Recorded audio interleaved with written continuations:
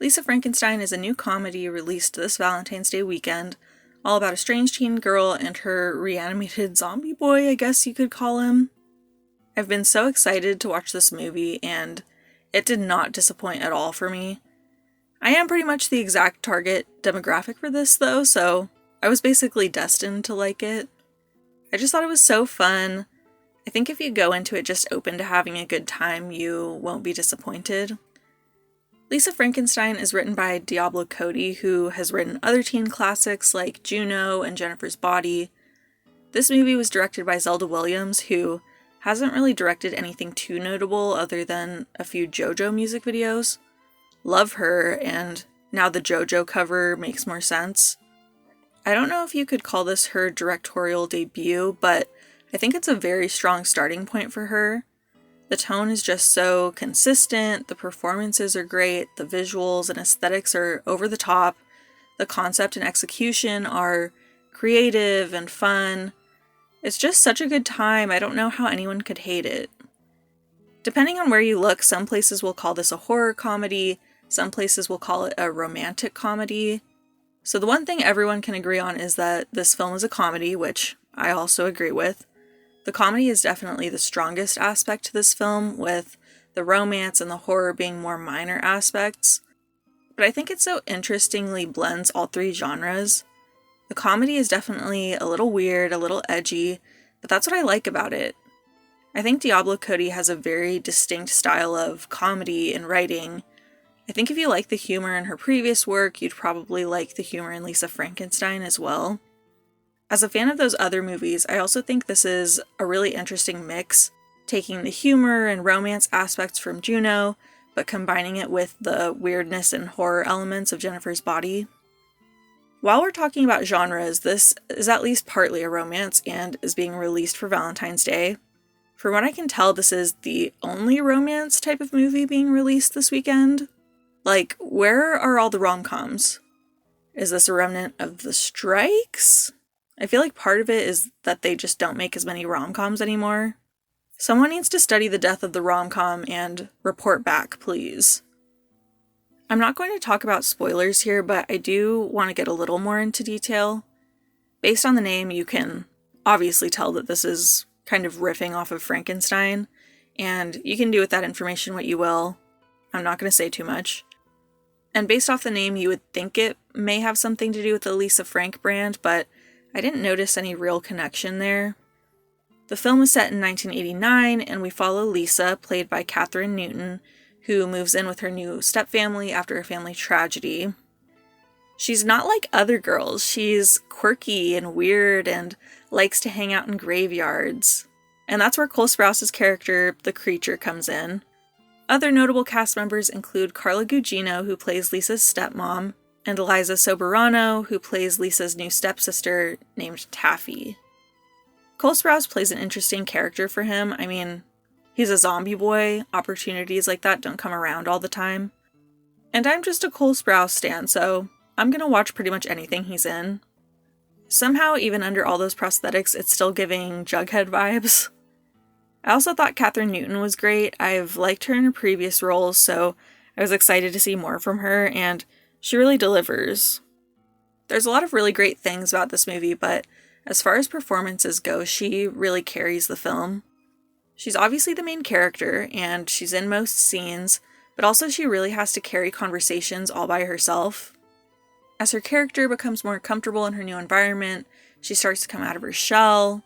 I think Kathryn Newton is just so versatile, and she's able to fully sell herself as this weird, nerdy girl, but also this more glamorous, confident girl. Kathryn's performance is also just so integral to establishing the comedy of the movie. I mean, she just fully commits to the ridiculousness of it all, and I could tell that she was having fun with it, which made it fun for me to watch. Carla Gugino was also great as the stepmom. She was just ridiculous and over the top in the best way. But I do have to say that my absolute favorite performance of the whole film was by Liza Soberano, who again plays Lisa's stepsister named Taffy. Part of it is that I really loved the character.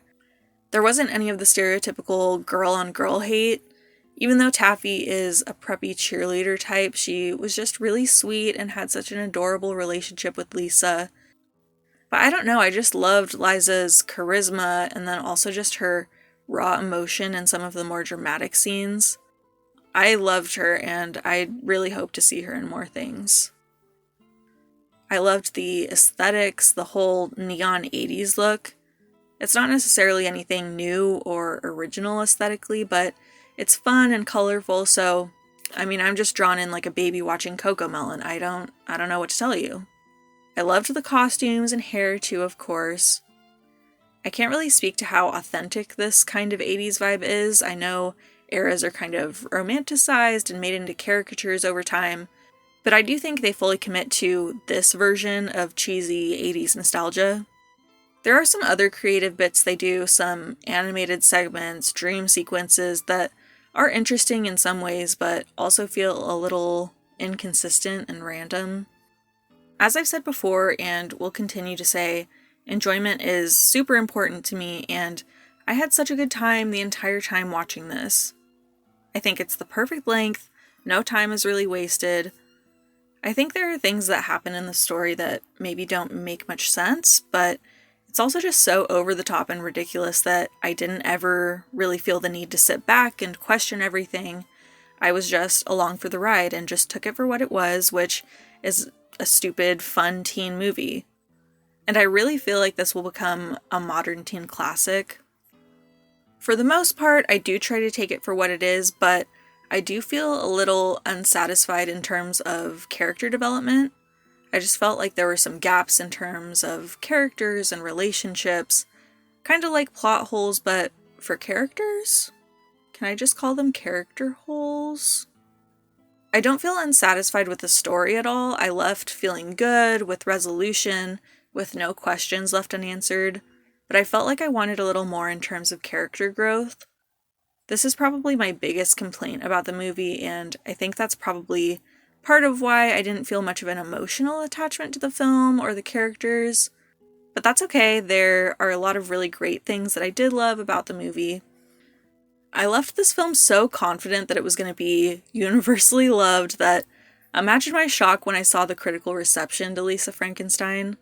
I'm sorry, but what the hell is up with this Rotten Tomatoes score? I feel like they're just being too snobby. I'm respectful of other people's opinions and all that, so don't take what I'm saying too seriously, but really, I just don't understand how this is being received so negatively.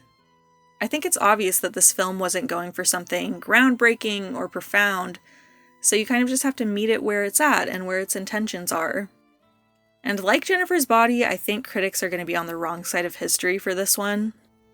And I'm still pretty confident that audiences of real people will love it, especially people in the target demo.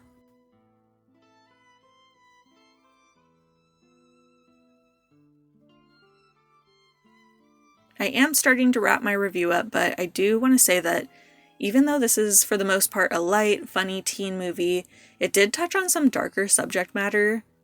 And I personally, at least, wasn't really expecting to see anything like that in this film. It's not too graphic or anything like that, but if you're a highly sensitive person, you might want to look up trigger warnings or content warnings before you watch it. I think that covers it all. I thought Lisa Frankenstein was really cute, really fun and funny. I loved the aesthetics, the performances. There were a few weak spots, but the positives far outweigh the negatives, and I really just think this will be a real fan favorite. That's it. I'll stop talking now. Bye.